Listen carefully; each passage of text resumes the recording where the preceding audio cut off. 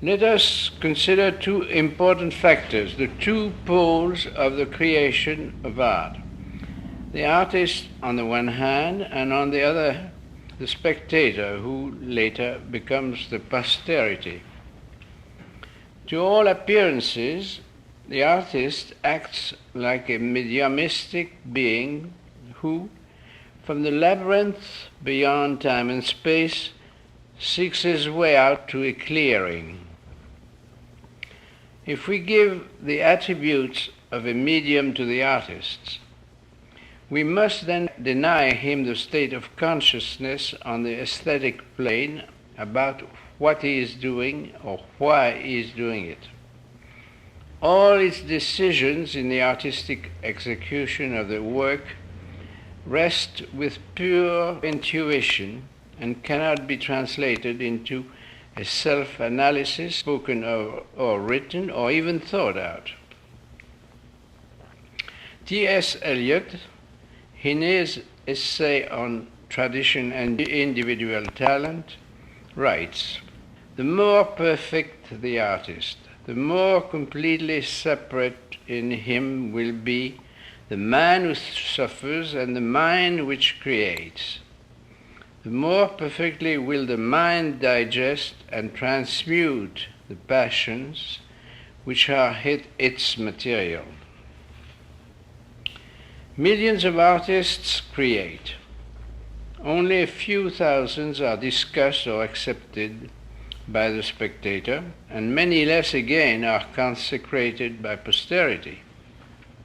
In the last analysis, the artist may shout from all the rooftops that he is a genius. He will have to wait for the verdict of the spectator in order that his declarations take a social value, and that finally posterity includes him in the primers of artist history.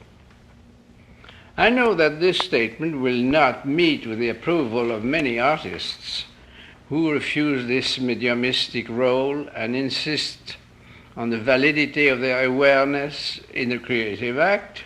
Yet, art history has consistently decided upon the virtues of a work of art through considerations completely divorced from the rationalized explanation of the artist. If the artist, as a human being, full of the best intentions toward himself and the whole world, plays no role at all in the judgment of his own work, how can one describe the phenomenon which prompts the spectator to react critically to the work of art? In other words, how does this reaction come about? This phenomenon is comparable to a transference from the artist to the spectator in the form of an aesthetic osmosis taking place through the inert matter, such as pigment, piano, or marble. But before we go further, I want to clarify our understanding of the word art, to be sure, without any attempt at a definition.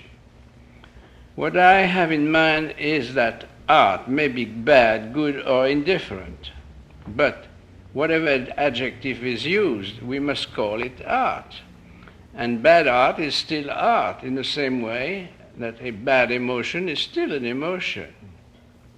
Therefore, when I refer to art coefficient, it will be understood that I refer not only to great art, but I am trying to describe the subjective mechanism which produce art in the raw state, à l'état brut, bad, good, or indifferent. In the creative act, the artist goes from intention to realization through a chain of totally subjective reactions. His struggle toward the realization is a series of efforts, pains, satisfaction, refusals, decisions, which also cannot and must not be fully self-conscious, at least on the aesthetic plane. The result of this struggle is a difference between the intention and its realization, a difference which the artist is not aware of. Consequently, in the chain of reactions accompanying the creative act, a link is missing. This gap, representing the inability of the artist to express fully his intention, this difference between what he intended to realize and did realize, is the personal art coefficient contained in the work. In other words, the personal art coefficient is like an arithmetical relation between the unexpressed but intended and the unintentionally expressed. To avoid a misunderstanding, we must remember that this art coefficient is a personal expression of art à l'état brut, that is, still in a raw state, which must be refined as pure sugar from molasses by the spectator. The digit of this coefficient has no bearing whatsoever on his verdict. The creative act takes another aspect when the spectator experiences the phenomenon of transmutation. Through the change from inert matter into a work of art, an actual transubstantiation has taken place, and the role of the spectator is to determine the weight of the work on the aesthetic scale. All in all, the creative act is not performed by the artist alone. The spectator brings the work in contact with the external world by deciphering and interpreting its inner qualification, and thus adds his contribution to the creative act. This becomes even more obvious when posterity gives a final verdict and sometimes rehabilitates forgotten artists.